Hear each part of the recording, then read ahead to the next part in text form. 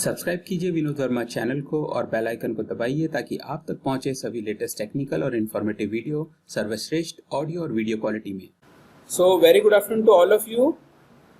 So today we are going to discuss about the power steering and the linkages and integral part we have already discussed in our previous sessions. So today we are going to discuss about the power steering in detail. Rest all other topics we have covered in our earlier presentations. So first of all, we should know what is power steering. So power steering is an advanced form of steering system in which the overall effort required by the driver is reduced through an increase in the force applied on the steering wheel with the help of either electric or hydraulic assistance. तो क्या मतलब हो गया basically कि आप जो effort लगाते थे, आप मतलब ड्राइवर, तो जब भी हम गाड़ी चलाते थे तो और उसमें जितने भी हम स्टीयरिंग करने के लिए एफर्ट्स लगाते थे वो सब पहले मैनुअल हुआ करता था, लेकिन अब क्या किया गया है, उसको हेल्प करने के लिए, उसको ऐड करने के लिए हमने क्या किया, एक्स्ट्रा पावर सोर्स दे दिया है। और वो पावर सोर्स इलेक्ट्रिक भी हो सकता है, हाइड्रोलिक भी हो सकता है। ठीक है, ये दोनों हम डिटेल में देखने वाले हैं।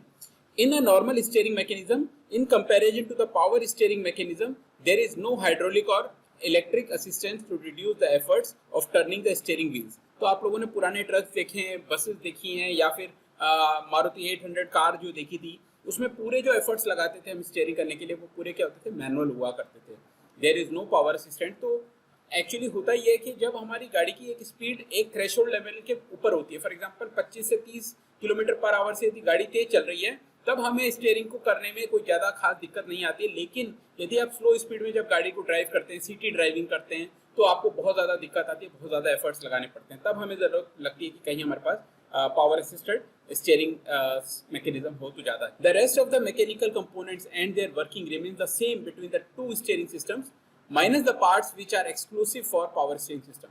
तो यदि हम बात करें, दोनों में कंपेयर करें पावर स्टीयरिंग की और नॉर्मल स्टीयरिंग की यानी मैनुअल स्टीयरिंग की, तो दोनों के पार्ट्स क्या होते हैं, करीब करीब सेम होते हैं। जो पावर स्टीयरिंग होता है उसमें कुछ एडिशनल पार्ट्स लग जाते हैं, वो अभी हम डिस्कस करेंगे। बाकी जो मैनुअल में होता है वो सारी चीज़ें तो हमें चाहिए ही, क्योंकि वो बेसिक मैकेनिज्म है to steer your vehicle. Okay, so यहाँ पर अभी हम लोग नीचे देख पा रहे हैं, we have two hydraulic and electric. अभी हम इनको डिटेल में डिस्कस करेंगे कि ये किस तरीके से काम करते हैं। Now first we should go with the type of steering. So in type of power steering, first one is hydraulic power steering. तो as the name suggest, hydraulic, hydraulic का मतलब आप लोग सब समझते हैं कि जो भी हाइड्रोलिक फ्लूइड है, हम उसको क्या करते हैं, एक मोटर लगा करके और उसको पंप चलाते हैं, और उस पंप से क्या करते हैं, हम लोग उसको एक हाई प्रेशर के ऊपर में सेंड करते हैं हमारे सिस्टम के अंदर। तो उसकी वजह से क्या होता है, जो भी एफर्ट्स होते हैं वो क्या होता है, वो एक पावर ड्रिवन होता है, यानी कि वहां से जो भी फ्लूइड के अंदर में पावर मिल रही है पंप से, वो पावर क्या करती है, हमारे जो भी हमारे एफर्ट्स है उनको कम करने के काम आती है। In a hydraulic power steering system, the efforts required to turn the wheel of a vehicle by the rotation of the steering wheel is reduced with the help of hydraulic assistant. तो जो हम यहाँ पर देख रहे हैं, पहले हम लोग जो मैनुअल के अंदर में स्टीयर करते थे, वो उसमें पूरी ताकत आदमी को लगानी पड़ती थी, लेकिन अब हाइड्रोलिक पावर के अंदर में क्या किया, हमने एक एडिशनल लाइन जोड़ दी है। ठीक है, we will discuss. When the steering wheel is turned, a hydraulic pump which draws power from the vehicle engine starts to pump hydraulic fluid through the system lines. तो होता क्या है कि आप यहाँ पर राइट साइड में एक डायग्राम देख रहे हैं, ये जो नीचे का मैकेनिज्म है ये बिल्कुल वही है, रैक एंड पिनियन, जो हम लोगों ने सबसे पहले पढ़ा था स्टीयरिंग में। एडिशनली यहाँ पर क्या लग चुका है, ध्यान से देखेंगे हम, तो यहाँ पर आपको दिख रहा है पावर स्टीयरिंग पंप। ठीक है, तो पावर स्टीयरिंग के लिए हमने पंप लगा रखा है। ये पंप चलाने के लिए क्या करते हैं, हम यहाँ पर एक पुली लगाते हैं और ये पुली अटैच करते हैं हम लोग इंजन के साथ में। तो जब इंजन चलता है तो ये पुली चलती है, और पुली चलने से क्या होता है, आपका जो पंप है वो रन करता है, और इसके अंदर जो हाइड्रोलिक ऑयल है इसको ये क्या करता है, पुश करता है हाई प्रेशर पर।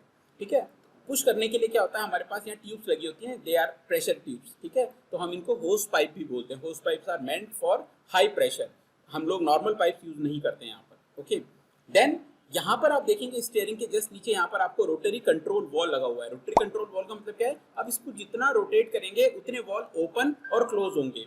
तो सपोज करिए आप इसको ज्यादा स्टीयर कर रहे हैं तो ज्यादा वॉल ओपन होंगे, और ज्यादा अमाउंट में क्या होगा, हाइड्रोलिक फ्लूइड आपका इस वॉल में से होता हुआ आगे लाइन में जाएगा। यदि आप कम ओपन कर रहे हैं तो कम फ्लूइड आपका जाएगा। तो उसकी वजह से क्या हो रहा है, आपका जो वैल्यू है, जितना स्टीयर करना चाहते हैं उसको हम कंट्रोल कर पा रहे हैं। ओके, देन फ्लूइड लाइंस, ये आपके पास फ्लूइड लाइंस है जिसके थ्रू आपके पास क्या हो रहा है, स्टीयरिंग कॉलम से लेकर के आपके पास नीचे पिनियन तक आपका जो फ्लूइड है वो पहुंच रहा है। तो अभी यहाँ पर हम ध्यान से देखेंगे तो क्या हो रहा है, यहाँ पर जो आपके पास सिंपल पहले एक रैक अरेंजमेंट हुआ करता था, उस रैक अरेंजमेंट में क्या किया, बीच में आपने एक हाइड्रोलिक पिस्टन लगा दिया है, पिस्टन लगा करके एक क्लोज चैम्बर लगा दिया है, बंद कर दिया है इसको पूरे को, और इसके दोनों साइड में क्या किया, हाइड्रोलिक फ्लूइड भरा हुआ है। तो जब आपकी गाड़ी सीधी चलती है उस केस में दोनों साइड पे प्रेशर सेम रहता है, और ये जो स्टेबल कंडीशन है जो अभी आप देख रहे हैं, टायर्स बिल्कुल सीधे हैं, यही कंडीशन हमें मिलती है और गाड़ी बिल्कुल स्ट्रेट चलती है। लेकिन हम जैसे ही कहीं टर्न लेना चाहते हैं, मान लीजिए हमें राइट टर्न लेना है, तो हमें क्या होगा, हम राइट की तरफ में जैसे ही व्हील को घुमाएंगे, तो राइट में व्हील को घुमाने से क्या होगा, यहाँ पर आपके पास में फ्लूइड का प्रेशर कम हो जाएगा और राइट साइड में फ्लूइड का प्रेशर ज्यादा हो जाएगा, जिसके कारण ये क्या होगा, जो हाइड्रोलिक पिस्टन है ये टुवर्ड्स राइट मूव करने की कोशिश करेगा। और जैसे जैसे राइट मूव करने की कोशिश करेगा, ये जो आप यहाँ पर एक पावर दे रहे थे, ये तो काम करेगा ही करेगा, लेकिन साथ में क्या हो रहा है, आपको कौन हेल्प कर रहा है, यहाँ से हाइड्रोलिक प्रेशर हेल्प कर रहा है, और ये पूरे के पूरे रैक को क्या करेगा, लेफ्ट एंड राइट मूव कराने के लिए आपकी मदद करेगा। तो आपके एफर्ट्स बहुत कम होंगे, और उस केस में क्या होगा, रोटरी बॉल ऑपरेट करेगा और आपके हाइड्रोलिक फ्लूइड को कंट्रोल करेगा। इसी तरह से रिवर्स डायरेक्शन में, यानी कि मान लीजिए राइट की जगह लेफ्ट टर्न लेना है, तो ये उल्टा घुमाने से बॉल की डायरेक्शन चेंज हो जाएगी, और यहाँ वाले यानी राइट साइड वाले चैम्बर में ज्यादा हाइड्रोलिक फ्लूइड आएगा, ज्यादा प्रेशर मिलेगा, और यहाँ कम आएगा, तो उससे क्या होगा, ये टुवर्ड्स लेफ्ट मूव करने की कोशिश करेगा और आपकी स्टीयरिंग इजी हो जाएगी। यदि आप देखेंगे कि हमने ये दोनों मैकेनिज्म साथ में रखे हुए, इसके पीछे एक रीजन वो ये है कि बाई चांस यदि किसी वजह से आपका हाइड्रोलिक फ्लूइड या फिर पावर स्टीयरिंग फेल हो जाता है, हम लोग बहुत बार सुनते हैं कि स्टीयरिंग फेल हो गया, और वो ज्यादातर कंडीशंस में होता है पावर स्टीयरिंग्स के साथ में फेलियर हो सकता है, लाइक आपका हाइड्रोलिक ऑयल लीक हो गया है, कोई यहाँ से गास्केट कट गई है, या फिर हो सकता है आपका पंप खराब हो गया है, हो सकता है यहाँ पर जो बेल्ट लग रही है जिससे वो इंजन को कपल कर रही है, वो बेल्ट टूट गई है, ढीली हो गई है, पंप में कोई तरह की खराबी आ गई है, कहीं पर भी एक भी छोटी सी मिस्टेक होने से आपका पूरा सिस्टम डंप हो सकता है, बंद हो सकता है। और यदि हम पूरी तरह से पावर स्टीयरिंग के ऊपर डिपेंड होते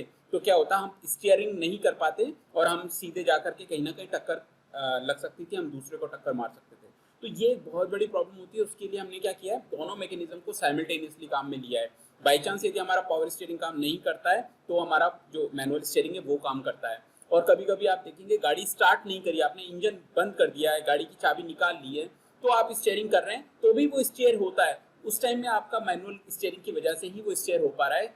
अदरवाइज आपका पावर स्टीयरिंग उस केस में ऑफ है, बिकॉज आपका इंजन ऑफ होते ही आपका पावर स्टीयरिंग काम करना बंद कर देता है। आई hope all of you can understand this basic concept behind this.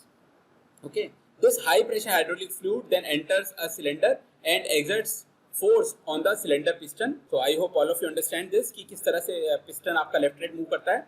This piston then pushes the hydraulic fluid ahead of it through the system lines, which in turn exerts pressure on the rack and pinion coupling arrangement, multiplying the input force several times and resulting in the rotation of the vehicle's front wheel. और इसी वजह से क्या होता है, जब आपका fluid जब एक तरफ में ज्यादा प्रेशर करता है, दूसरी साइड में कम करता है, तो ये क्या करता है, व्हील्स को टर्न करने का काम कर सकता है। ठीक है, so this is how our hydraulic power steering works. ठीक है, तो इसका एक मैं आप लोगों को वीडियो भी साथ में दिखा देता हूँ। तो now you can see one animation over here. यहाँ पर आपको एक नजर आ रहा है, यहाँ पर जो चीज लगी हुई है, दिस इज योर पंप। ये जो पंप है, ये आप पुली देख पा रहे हैं, ये पुली आपके पास इंजन से कनेक्टेड होती है। ठीक है, और यहाँ पर क्या है, आपके पास ये लाइन कंट्रोल है, और ये आपके पास में क्या लगा हुआ है, this is your rack and pinion arrangement. ठीक है, तो यहाँ पर से आपके पास जो स्टीयरिंग जो कॉलम है, वहां से जो स्टीयरिंग रॉड आती है, वो इस जो आपके पास रैक है इसको टच कर रही है, और इसके लेफ्ट साइड में और राइट साइड में एक चैम्बर है जिसको क्या कर रहे हैं, फ्लूइड हमारा कंट्रोल कर रहा है। और हमारा कंट्रोलिंग जो वॉल्व है, रोटेटिंग कंट्रोलिंग वॉल्व, वो हमारा यहाँ पर लगा हुआ है। तो ये जितना जिस तरफ में टर्न होगा उतना ही ये क्या होगा, वहां पर अपना काम करेगा। तो आप ये लाइंस जो देख पा रहे हैं, ये लाइंस क्या करती है, हमारी तरफ दो चैम्बर्स हैं, एक यहाँ पर बीच में आप पिस्टन देख पा रहे हैं, ये पिस्टन के लेफ्ट साइड में एक चैम्बर है और राइट साइड में एक चैम्बर है। तो जब जब हमारे को देखिए, अभी एक तरफ से हमारा फ्लूइड जा रहा है, ये किसी एक स्पेसिफिक टर्न के लिए बात कर रहे हैं, और जब हम यदि रिवर्स कर देते हैं डायरेक्शन को, तो हमारा क्या होता है, फ्लूइड जो है इसमें से जो आ रहा है वो रिवर्स अपोजिट डायरेक्शन में जाने लग जाता है।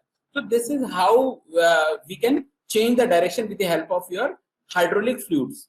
So I hope you can understand the working of this. यदि अब हम बात करें इलेक्ट्रिक पावर असिस्टेंट की, तो देखिए दूसरा जो तरीका है वो है इलेक्ट्रिक पावर जो स्टीयरिंग्स हैं। पहले जो आया करता था पावर स्टीयरिंग में, वो सिर्फ हाइड्रोलिक आता था, उसके बाद जो आने लगे वो इलेक्ट्रिक पावर स्टीयरिंग्स आने लगे हैं। तो इलेक्ट्रिक पावर स्टीयरिंग में हमने क्या यूज करी है, instead of using pump we are using motor, and this motor is directly govern with your battery. तो बैटरी से चलती है ये यहाँ पर, और जो आपका जो गाड़ी में करंट बनता है आर्मेचर के थ्रू, वहां से हम लोग क्या करते हैं, इसको बैटरी को चार्ज करते हैं और वहां से हम मोटर को रन करते रहते हैं। तो इसमें क्या फर्क पड़ा, अब यहाँ पर ध्यान से हम एक एक चीज को समझते हैं। In an electric power steering system, when the driver of a vehicle turns its steering wheel, it gives input.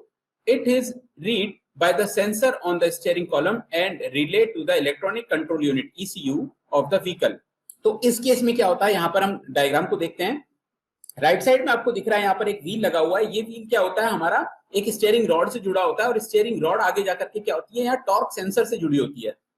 तो टॉर्क सेंसर क्या होता है, बेसिकली ये जो रॉड आती है, ये एक आपके पास जो टॉर्जन बार होती है, आप लोगों ने सुन रखा होगा टॉर्जन बार। तो जितनी हम उस बार को रोटेट करते हैं उसमें एक क्या होता है, स्ट्रेस डेवलप होता है, एक ऐठन डेवलप होती है, और वो जो स्ट्रेस डेवलप होती है हम उसको सेंसर के थ्रू हम रीड करते हैं कि कितनी हुई है और किस स्पीड से हुई है, यानी कितनी बहुत तेजी से आपने टर्न किया है, धीरे धीरे टर्न किया है, कितना टर्न किया है, ये हम लोग यहाँ पर क्या करते हैं, इस टॉर्क सेंसर के थ्रू रीड करते हैं। और ये जो टॉर्क सेंसर है, ये रीड करने के बाद क्या करता है, अपनी जो इंफॉर्मेशन है ये दे देता है ईसीयू को। आप जानते हैं आज की डेट में पूरी जितनी भी ऑटोमोबाइल है, जितनी भी व्हीकल्स हैं, उन सबके अंदर में ईसीयू उसका ब्रेन बन चुका है। इंजन कंट्रोल यूनिट क्या होता है, वहां पर सारे सेंसर्स आकर के अपना इनपुट देते हैं और वहां पर एक कैलकुलेशन होती है, वहां पर माइक्रो प्रोसेसर लगा होता है, वो पूरा प्रोग्राम्ड होता है और हर इनपुट के लिए उसकी एक डिजायरेबल आउटपुट पहले से डिसाइड होती है कि हमें क्या इनपुट मिल रहा है, तो हमें क्या आउटपुट देना है। फॉर एग्जाम्पल मान लीजिए आपके इंजन पर लोड कितना है, फॉर एग्जाम्पल मान लीजिए आप अकेले चल रहे हैं या 5 लोग गाड़ी में बैठे हैं, ठीक है, तो वेट आपका ऑटोमेटिकली ईसीयू रीड कर लेगा। इसी तरीके से आपकी गाड़ी की स्पीड कितनी है, मान लीजिए आप 10 या 20 किलोमीटर पे चल रहे हैं या 100 के आसपास चल रहे हैं, वो आपकी गाड़ी की स्पीड को रीड कर लेगा। आपके कंबशन से धुआं कितना निकल रहा है, किस टेम्परेचर का निकल रहा है, मान लीजिए आपका इनकम्प्लीट कंबशन हो रहा है, लोड ज्यादा है, तो आपका धुआं भी क्या होगा, ज्यादा गर्म निकलने लग जाएगा, ज्यादा स्मोक देने लग जाएगा। ये सारे पैरामीटर्स कौन ले रहा है, इंजन कंट्रोल यूनिट ले रहा है। और इससे वो क्या होता है, करेक्टिव एक्शंस तुरंत लेता जाता है कि मान लीजिए कहीं उसको थ्रोटल ज्यादा खोलना है, कहीं पर उसको स्पीड कम करनी है, तो वो क्या करता है, ऑटोमेटिकली क्या करता है, आपकी गाड़ी को उसी हिसाब से गवर्न करता है, चलाता है। तो ये एक बहुत इंपॉर्टेंट टॉपिक हो गया है, ईसीयू कभी हम एक्स्ट्रा क्लास में पढ़ेंगे। तो इंजन कंट्रोल यूनिट क्या कर रहा है, आपका बेसिकली गवर्न कर रहा है। तो इस केस में क्या हो रहा है, जितनी भी आपके टॉर्जन से अंदर स्ट्रेसेस आ रही हैं, वो सारी स्ट्रेसेस को रीड कर रहा है ईसीयू, और वो ये देख रहा है कि आपने एकदम से बहुत तेजी से यदि स्टीयरिंग घुमाया है तो आपको रेस्पॉन्स भी बहुत तेजी से देना है, यदि आप धीरे धीरे स्टीयरिंग घुमा रहे हैं तो धीरे धीरे रेस्पॉन्स देना है। तो इस तरीके से ये क्या करता है, इंजन कंट्रोल यूनिट आपका रेस्पॉन्स रीड करता है, और ये क्या करता है, अपनी जो इंफॉर्मेशन है वो किसको देता है, मोटर को देता है कि मोटर को कितना चलना है। तो यहाँ मोटर की डिटेल आपको दिखा रखी है। तो मोटर से क्या होता है, आपके पास यहाँ पर आपने देखा होगा वॉर्म एंड वॉर्म व्हील, जो आप लोगों ने अरेंजमेंट यूज किया है, ये वॉर्म व्हील दिख रहा है आपको और ये वॉर्म गियर दिख रहा है। तो जब आपकी मोटर रोटेट करेगी तो ये वॉर्म गियर रोटेट करेगा, और वॉर्म गियर जब रोटेट करेगा तो ये वॉर्म व्हील रोटेट करेगा। आप लोगों ने ये मैकेनिज्म ऑलरेडी पढ़ा था जब हमने स्टीयरिंग गियर्स पढ़े थे। ओके, तो ये जब चीज आपके पास घूम रही है, तो ये जब वॉर्म व्हील घूम रही है, तो ये वॉर्म व्हील क्या करती है, आगे स्टीयरिंग से कनेक्टेड है और ये स्टीयरिंग को घुमाने का काम करती है। यानी आपने तो सिर्फ क्या किया, स्टीयरिंग के जो व्हील को घुमाया, वो सिर्फ क्या कर रहा है, आपका टॉर्जन बार को रोटेट कर रहा है और उसमें बहुत कम एफर्ट्स लगेंगे। टॉर्जन बार कितनी रोटेट हो रही है, इसके हिसाब से बाकी का काम सारा ऑटोमेटिक हो रहा है। वो आपका जो भी टॉर्जन हुआ है उस स्ट्रेस को टॉर्क सेंसर ले रहा है, टॉर्क सेंसर से ईसीयू ले रहा है, ईसीयू से मोटर गवर्न हो रही है और मोटर उसी स्पीड से आपकी रेस्पॉन्स देगी जिस स्पीड से आप स्टीयरिंग को गवर्न कर रहे हैं। और उसके बाद आपका क्या हो रहा है, steering normally left right move कर रहा है। इसमें फायदा क्या हो गया आपको, हाइड्रोलिक के बजाय यदि हम बात करें तो हाइड्रोलिक में एक लीकेज की बहुत बड़ी प्रॉब्लम हुआ करती थी। अभी हमने डिस्कस किया, बहुत सारे चांसेस हैं कि हमारा हाइड्रोलिक फेल हो जाए, ठीक है, लेकिन हमारा इलेक्ट्रिक यदि हम बात करते हैं तो it is much more you can say reliable, ठीक है, ओवर टू योर हाइड्रोलिक। तो हम लोग यहाँ पर देख सकते हैं।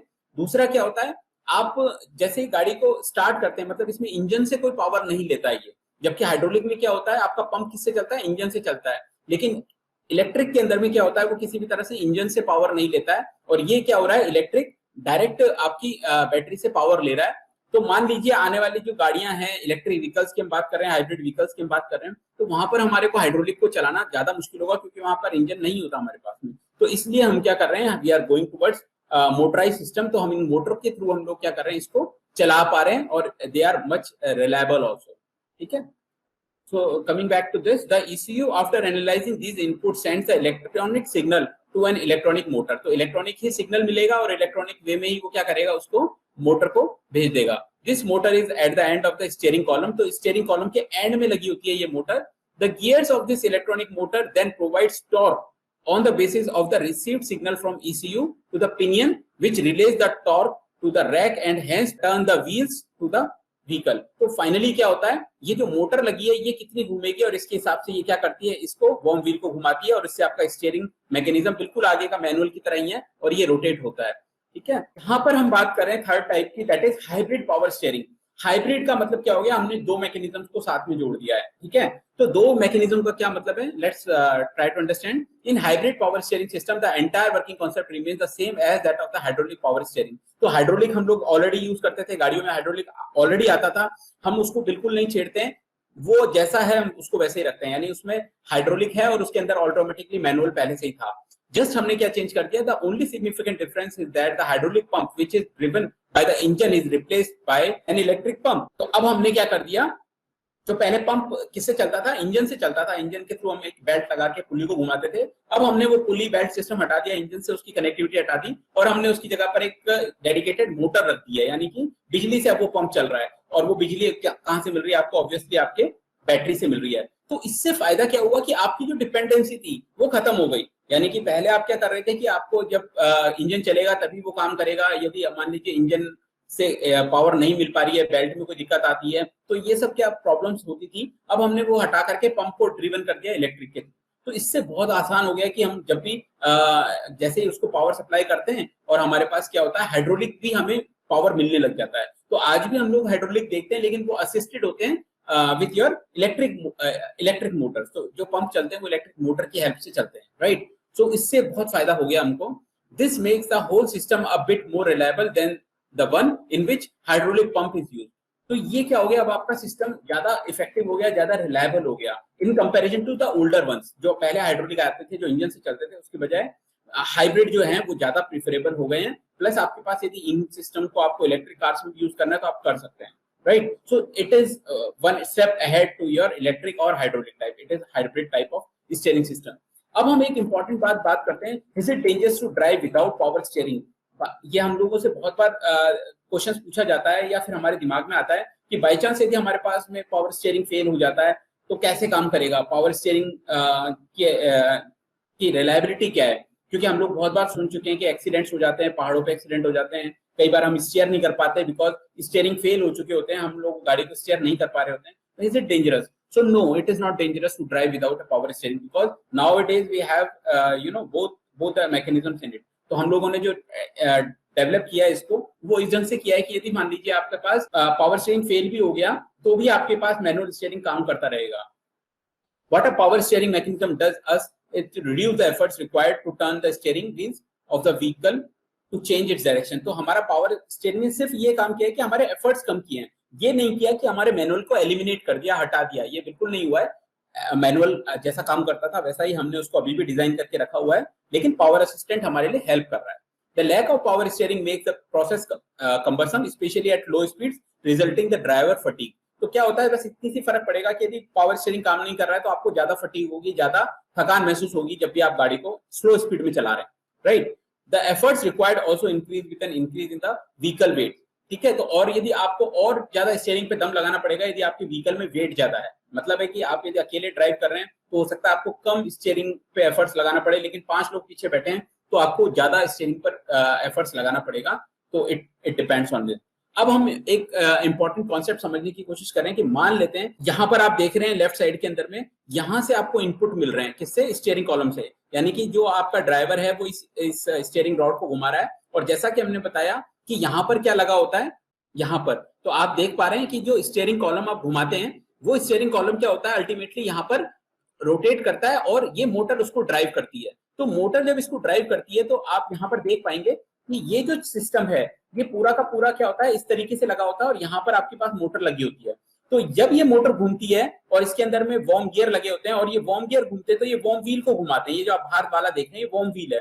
तो जब ये घूमता है तो ये पूरी एक सेट के रूप में क्या करता है, अपनी जितने भी आरपीएम है वो इस आउटपुट शाफ्ट से आगे स्टीयरिंग को पास कर देता है और स्टीयरिंग आपका अपना काम करता है जैसे वो नॉर्मल मैनुअल में करता था।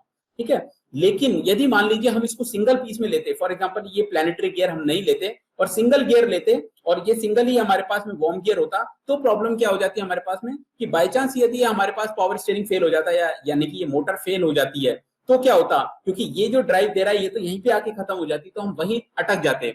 इसीलिए हमने उसको रिप्लेस करके एक एपिसाइक्लिक गियर बॉक्स यहाँ पर इंस्टॉल किया हुआ है। और इस एपिसाइक्लिक गियर बॉक्स से क्या होता है कि मान लेते हैं कि यदि हमारे पास थोड़ी देर के लिए ये मोटर काम करना बंद कर देती है और जो ये मोटर काम करेगी नहीं, तो ये वॉर्म नहीं घूमेगा और ये वॉर्म नहीं घूमेगा तो ये रिंग गियर नहीं घूमेगा, जिसकी वजह से स्टीयरिंग काम नहीं करेगा।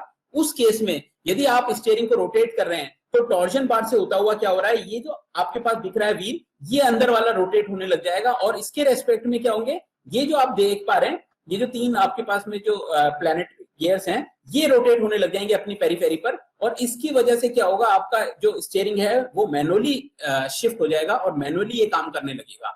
उस केस में क्या हो रहा है, यहाँ पर ये जो रिंग गियर है ये नहीं घूम रहा, आपकी जो एफर्ट्स हैं उसकी वजह से आपका स्टीयरिंग काम करता रहेगा। तो इसको सिंगल यूनिट पहले बना करके देखा गया, लेकिन उसमें हमारे को प्रॉब्लम ये आई कि यदि इनकेस पावर फेलियर होता है तो ये पूरा हमारे लिए एक प्रॉब्लम क्रिएट करता है। इसीलिए हमने क्या किया, हमने यहाँ पर प्लैनेटरी गियर यूज किया जिससे कि दोनों हमारे पर्पस सॉल्व हो गए। यदि हमारी मोटर काम करती है तो ये जो बाहर का वॉर्म गियर है ये घूमेगा और इसकी वजह से हमारे पास स्टीयरिंग घूमेगा, लेकिन यदि वो काम करना बंद कर देता है तो हमारे एफर्ट जो है वो क्या करेंगे, इस प्लैनेटरी गियर को घुमाएंगे जिससे कैरेज जुड़ा हुआ है, और ये कैरेज भी हमारा यही काम करेगा कि हमारे स्टीयरिंग को रोटेट करेगा, लेकिन ये थोड़ा एफर्ट्स इसमें ज्यादा लगाने पड़ेंगे हमको। इसको समझने के लिए हम एक वीडियो प्ले करते हैं so that you can easily understand. So over here you can see कि हमारे पास एक ECU लगा हुआ है, यहाँ पर आप देख पा रहे हैं। ये ECU क्या हो रहा है आपके पास, ECU क्या ले रहा है, इंजन कंट्रोल यूनिट, और ये इनपुट्स ले रहा है कहां से, स्टीयरिंग से। जब आप स्टीयरिंग को रोटेट कर रहे हैं तो स्टीयरिंग क्या कर रहा है, टॉर्जन बार को रोटेट कर रहा है, और टॉर्जन बार क्या कर रहा है,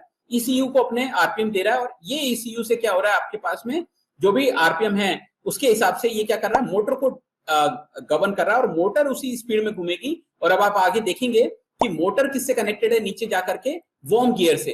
तो ये जो वॉर्म गियर है यहाँ पर आप देख पा रहे हैं, ये वॉर्म गियर क्या हो रहा है, ये वॉर्म गियर घूमने से क्या हो रहा है आपके पास में, ये जो वॉर्म व्हील है ये रोटेट होने लगती है। तो ये पहला केस है जब हमने एपिसाइक्लिक गियरबॉक्स काम में नहीं लिया, हमने सिंपल अरेंजमेंट लिया कि हमारे पास स्टीयरिंग कॉलम आया, स्टीयरिंग कॉलम में से रॉड को हमने कनेक्ट किया हुआ है, रॉड हमारे टॉर्जन बार को रोटेट कर रही है और टॉर्जन बार से हमने ECU को कंट्रोल किया, ECU से हमारा मोटर कंट्रोल हो रहा है और मोटर ने हमारे इस वॉर्म व्हील को रोटेट करने की कोशिश करी, और ये वॉर्म व्हील जब रोटेट हो रहा है तो हमारा आगे का स्टीयरिंग काम कर रहा है। लेकिन यदि बाय चांस इसके अंदर में हमारा किसी वजह से मोटर फेलियर हो जाता है तो मोटर फेल होते ही ये क्या होगा, वॉर्म यहीं रुक गया, वॉर्म व्हील नहीं घूम सकता, आप घुमाएंगे तो भी ये वॉर्म व्हील आगे नहीं घूमने देगा इसको, तो इस वजह से आपका स्टीयरिंग आगे काम नहीं करेगा। So we have to replace this system because ये हमारे लिए एक बहुत बड़ा हेक्टिक हो चुका है कि ये जो देख रहे हैं आप, ये टॉर्जन बार है और ये टॉर्जन बार क्या होती है, ये मुड़ती है, ये फिक्स लगी हुई है, ये घूमती नहीं है, ये यहाँ से फिक्स है, और आप जितना स्टीयरिंग को घुमाते हैं ये क्या होती है, घूमने की कोशिश करती है, ऐठन है ये बेसिकली। तो ये क्या करती है, ये एक एंगल पे ट्विस्ट होती है, तो ट्विस्ट होने की वजह से जितनी भी ट्विस्ट हुई है उसको हम लोग रीड कर लेते हैं सेंसर में और उसके हिसाब से हम ECU को कंट्रोल करते हैं। तो हम क्या कर रहे हैं बेसिकली इसके अंदर में, यहां पर आप देख पा रहे हैं कि ये जो आपके पास में ये चीज घूम रही है, हमारे को ये तभी काम करेगी जब तक हमारे पास पावर असिस्टेड है। लेकिन यदि ये पावर असिस्टेड बंद हो जाती है, खराब हो जाती है, किसी वजह से फेलियर हो जाती है, तो आप देख रहे हैं ये इनपुट आपको मिल रहा है और ये हमारे पास आउटपुट घूम रहा है। लेकिन यदि हमारे पास में हम उल्टा करना चाहें, ये हमारे पास इनपुट बनाए और इससे हम इसको चलाएं, तो पॉसिबल नहीं है, तो हम इसको ड्राइव नहीं दे सकते हैं, किसको, इन दिस वॉर्म व्हील को। तो उस केस में हमने क्या किया, इसको हमने इस अरेंजमेंट को चेंज किया है एंड वी चेंज्ड इट, और हमने इसको चेंज करके क्या किया है, कुछ इस तरीके का अरेंजमेंट ले लिया। जहां पर आप देख पा रहे हैं कि यहाँ पर हमने क्या किया, इसको एज ए प्लैनेट गियर बना दिया है और अंदर हमने क्या किया है, सन एंड गियर्स का एक अरेंजमेंट लगा दिया है। तो सन एंड गियर लगाने से क्या हो गया है, आपके पास में वो एक कंडीशन आ चुकी है कि यदि आप इसको नॉर्मल मैनुअल ड्राइव के हिसाब से जब आप पावर असिस्टेड चलाएंगे तब तो क्या हो रहा है, टॉर्जन बार काम कर रही है और आपकी मोटर चल रही है, जिसकी वजह से क्या हो रहा है, ये वॉर्म घूम रहा है और ये वॉर्म व्हील को रोटेट कर रहा है और आपकी स्टीयरिंग घूम रही है, नो प्रॉब्लम। लेकिन यदि ये बंद हो जाता है, उस केस में क्या हो रहा है, जब आप इसको और घुमाएंगे तो आपके पास ये जो आपके पास पावर है, टॉर्क है, वो क्या होगी, स्ट्रेट फॉरवर्ड ये प्लैनेटरी गियर से होती हुई आपकी स्टीयरिंग तक जाएगी। तो दिस इज वेरी इंपॉर्टेंट, ठीक है। So I hope all of you understand this. So thank you so much for being with me.